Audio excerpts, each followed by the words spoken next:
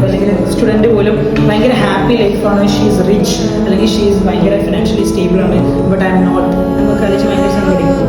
പക്ഷേ നിങ്ങൾക്ക് അറിയാത്തതുകൊണ്ടാണ്. നിങ്ങൾ അവരോട് ഡീപ്പായിട്ട് സംസാരിച്ച് മനസ്സിലാവും നിങ്ങളെക്കാട്ടിലും വേഴ്സ് സിറ്റുവേഷനിലൂടെ ആയിരിക്കും അവർ കടന്നത്. അതാണ്. അപ്പോൾ നമ്മൾ മറ്റുള്ള ആളെ കൂടി ഒന്ന് മനസ്സിലാക്കാൻ ശ്രമിച്ചാൽ മതി, തുറന്ന് സംസാരിച്ചാൽ മതി. അപ്പോൾ മനസ്സിലാവും മറ്റേ ആളെ എത്രത്തോളം ബുദ്ധിമുട്ടുകളാണ് കടന്നത്. സാറിനൊക്കെ ഒരുപാട് എക്സ്പീരിയൻസ് ഉണ്ട്.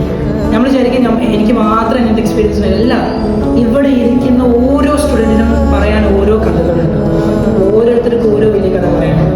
അതൊക്കെ മനസ്സിലാക്കുമ്പോൾ നമ്മൾ വിചാരിക്കും നമ്മളൊക്കെ വലിയ സ്വർഗത്തിലാണ് ജീവിക്കുന്നത്. അതാണ്. അപ്പോൾ ഇതൊക്കെ ആലോചിച്ചാൽ പറ്റും. ഒരു കാര്യം കൂടി ഉണ്ട്. അതായത് ഇപ്പോൾ സാറ് സ്കൂട്ടിയിൽ പോകണമെന്ന് വിചാരിച്ചു. സാർ സ്കൂട്ടി പോകുമ്പോൾ തൊട്ടപ്പുറത്ത് പോകുന്ന ഒരു കാറിൽ പോകുന്ന ആളെ കാണുമ്പോൾ സാറിന് വിഷമമുണ്ടോ? അയ്യോ എനിക്ക് കാറില്ല, ഞാൻ സ്കൂട്ടിയാണ് എന്ന് വിചാരിക്കും. അപ്പം സങ്കടമായി.